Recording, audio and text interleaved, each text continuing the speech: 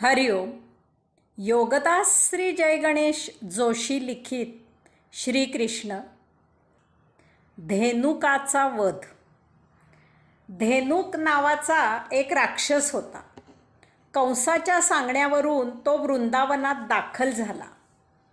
तलावात गोपाळांबरोबर श्रीकृष्ण खेळत होता. तेथे हा राक्षस एका रानटी बैलाचे रूप घेऊन आला. रानटी बैल पाहताच गायी बिथरल्या आणि पळू लागल्या. वासरे सैरबैर झाली आणि घाबरून पळू लागली. श्रीकृष्णाने त्या बैलाला डिवचले आणि त्याला चेतावणी देऊन आपल्या अंगावर घेतले.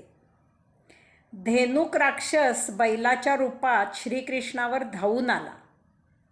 श्रीकृष्णाने त्याची दोन्हीही शिंगे घट्ट पकडली आणि त्याची मान मुरगळली. श्रीकृष्ण झटकन बैलाच्या मागे गेला आणि त्याने त्या बैलाचे दोन्ही पाय धरून वर उचलले आणि त्याला उंच आकाशात भिरकावून दिले. धेनुक बैल आकाशातून खाली येऊन जमिनीवर असा काही जोरात आपटला की तो पुन्हा उठलाच नाही. तो तेथेच गतप्राण झाला. हे पाहून सर्व गोपालांनी आनंदाने श्रीकृष्णाला वर उचलून घेतले. गाई वासरे श्रीकृष्णाजवळ आली आणि पुन्हा आनंदाने बागडू लागली. हरिओम. त्याला जोडूनच सुदर्शन उद्धार. एकदा नंद गोकुळवासियांसह शिवरात्रीचा उत्सव पाहण्यासाठी अंबिकावनात गेले. तेथे त्यांनी सरस्वती नदीमध्ये स्नान केले आणि भगवान श्री शंकराचे आणि माता अंबिकेचे पूजन करून दर्शन घेतले. रात्री ते सरस्वती नदीच्या काठावर झोपी गेले. त्यावेळी तेथे एक भयावह असा अजगर आला आणि त्याने नंदाला गिळायला सुरुवात केली. नंद मोठमोठ्यांदा ओरडून आक्रोश करू लागला. सर्व गोपाळ खडबडून जागे झाले आणि ते जेथे नंद झोपला होता तेथे धावले.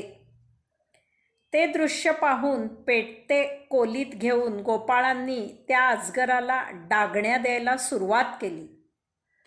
तरीही तो अजगर काही नंदाला सोडीना. इतक्यात तेथे श्रीकृष्ण आला आणि त्याने त्या अजगराला आपला चरण स्पर्श केला. तत्क्षणी त्या अजगराचे मानवी देहात रूपांतर झाले. त्याने श्रीकृष्णाला वंदन केले आणि तो विनम्रपणे सांगता झाला की मी पूर्वी सुदर्शन नावाचा एक विद्याधर होतो, परंतु एकदा ऋषींची कुचेष्टा केल्यामुळे मला शाप मिळाला आणि मला अजगराची योनी धारण झाली. परंतु आता परमभाग्याने आपल्यामुळे माझे पाप नष्ट झाले आहे. सुदर्शनाने श्रीकृष्णाला प्रदक्षिणा घातली आणि नमस्कार केला.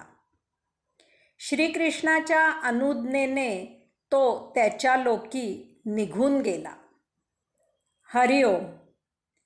त्याला जोडूनच शंखचूडाचा वध. एकदा श्रीकृष्ण आणि बलराम गोपींसह वनामध्ये विहार करत होते. तेथे शंखचूड नावाचा यक्ष आला आणि गोपींचे हरण करून तो निघून जाऊ लागला. ते पाहून श्रीकृष्ण आणि बलराम हातामध्ये सागवानाची झाडे घेऊन त्याचा पाठलाग करू लागले. अल्पावधीतच ते त्या यक्षाजवळ जाऊन पोहोचले.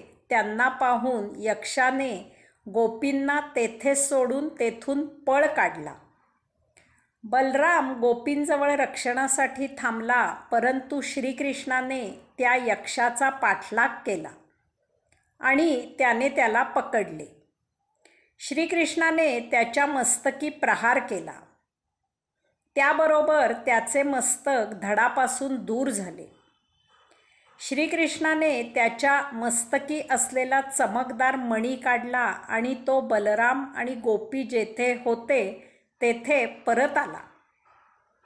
मोठ्या प्रेमाने श्रीकृष्णाने तो चमकदार मणी बलरामाला दिला. हरिओम.